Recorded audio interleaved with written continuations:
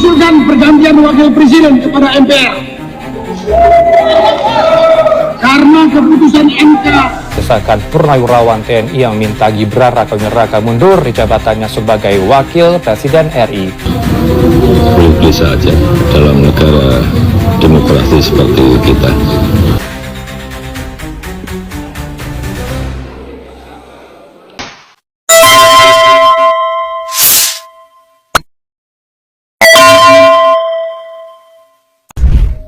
Isu pemakzulan Wakil Presiden Gibran Rakabuming Raka santer dibicarakan publik. Berawal dari Forum Purnawirawan Prajurit TNI yang mengajukan 8 tuntutan. Salah satunya mendesak agar Wakil Presiden Gibran diganti. Mengusulkan pergantian wakil presiden kepada MPR. Usulan pemakzulan ini bukan tak beralasan. Para purnawirawan merasa Gibran tidak memiliki kapabilitas sebagai pemimpin. Selain itu, para purnawirawan juga mempermasalahkan putusan MK yang meloloskan Gibran saat pemilihan presiden 2024. Berusia paling rendah. Lah, baru sadar sekarang sih Bapak. Question about it, I am ready to get hurt again. Pemakzulan kepala negara pernah terjadi di Indonesia 24 tahun lalu. Presiden keempat Republik Indonesia, Abdurrahman Wahid atau Gus Dur, dilengsarkan oleh Majelis Permusyawaratan Rakyat atau MPR. Gus Dur dimakzulkan setelah mengeluarkan dekret presiden pada 23 Juli 2001 yang isinya membukukan DPR dan MPR, pengembalian kedaulatan ke tangan rakyat, serta pembekuan Golkar. Upaya pemakzulan juga pernah muncul terhadap Budiono, wakil presiden periode 2009-2014. Ketika itu DPR menggunakan hak angket untuk menyelidiki pemberian dana talangan kepada Bank Senturi. Dana talangan tersebut dianggap mengandung penyimpangan yang diduga melibatkan Budiono. Tak hanya di Indonesia, pemakzulan juga pernah terjadi di negara lain. Di Amerika Serikat misalnya, Donald Trump pernah dimakzulkan sebanyak 2 kali. Pemakzulan pertama pada 2019 terkait dugaan penyalahgunaan kekuasaan saat menekan Presiden Ukraina menyelidiki Joe Biden.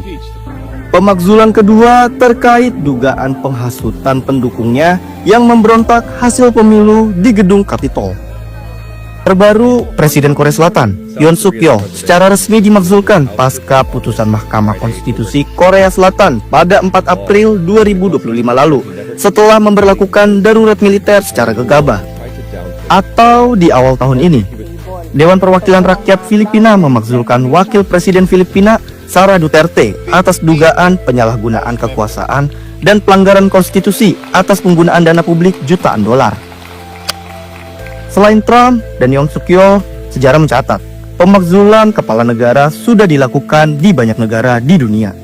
Pemakzulan bukan hanya menyingkirkan pemimpin yang berbuat salah, tapi juga solusi saat pemimpin kehilangan dukungan rakyat dan masa jabatannya masih panjang, guna mengatasi krisis politik dan menjaga pemerintahan berjalan dengan lancar. Pertanyaan mendasar pun muncul, bagaimana prosedur memakzulkan seorang kepala negara? Prosedur memakzulkan presiden atau wakil presiden di Indonesia sebenarnya sudah diatur oleh Undang-Undang Dasar 1945 dengan proses yang bertahap. Jadi begini caranya. Pada pasal 7 di Undang-Undang Dasar 1945 atau tepatnya pada pasal 7A tertulis, presiden atau wakil presiden dapat diberhentikan oleh Majelis Permusyawaratan Rakyat lewat usul Dewan Perwakilan Rakyat dengan beberapa syarat pastinya, seperti pengkhianatan terhadap negara, korupsi, hingga tidak memenuhi syarat sebagai presiden dan wakil presiden. Di sini yang prosesnya bertahap. Sebelum DPR mengusulkan pemberhentian presiden atau wakilnya ke MPR, DPR harus mengajukan kepada Mahkamah Konstitusi atau MK untuk memeriksa, mengadili, dan memutuskan pendapat DPR.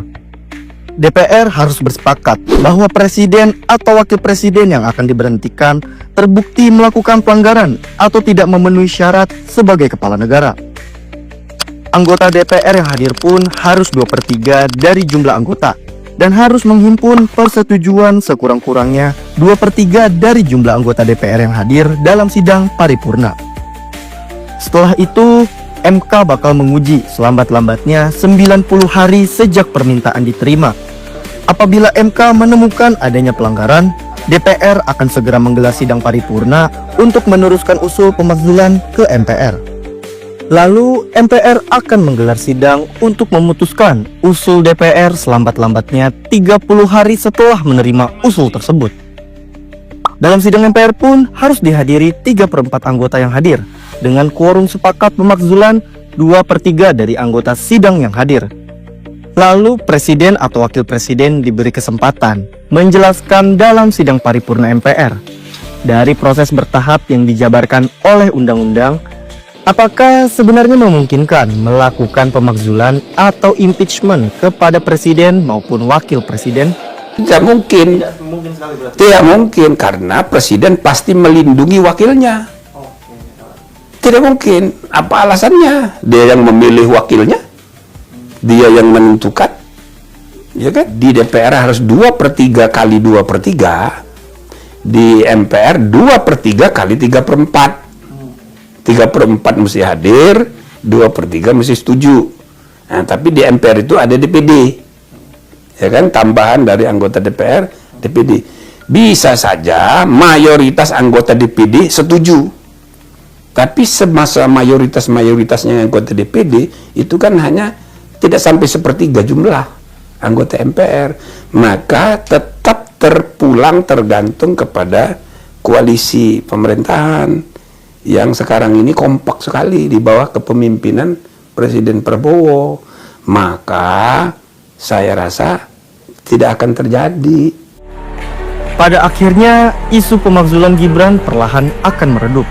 Publik sebagai penonton hanya dipaksa mengikuti orkestra politik para elit. Terdengar pelik, tapi betul kata Jimli Asidik. Isu pemakzulan jangan sampai mengalihkan isu-isu kepentingan publik. Jadi bisa saja ini malah menguntungkan pemerintah sekarang dengan isu pemakzulan ini. Jadi orang tidak fokus memberi perhatian kepada isu-isu ekonomi, isu-isu PHK segala macam, ya kan? Isu dolar yang naik, IHSG turun, isu perang, gitu loh. Nah, jadi saya pikir ya, satu segi kita harus menerima kenyataan ada pandangan orang untuk memakzulkan. Ya, terima aja. Tapi bagi tugas jangan semua orang, jangan terlalu banyak yang mikirin itu, ngabisin waktu, karena tidak mungkin akan terjadi. Sampai kapanpun. Enggak mungkin. Tidak mungkin dan tidak akan.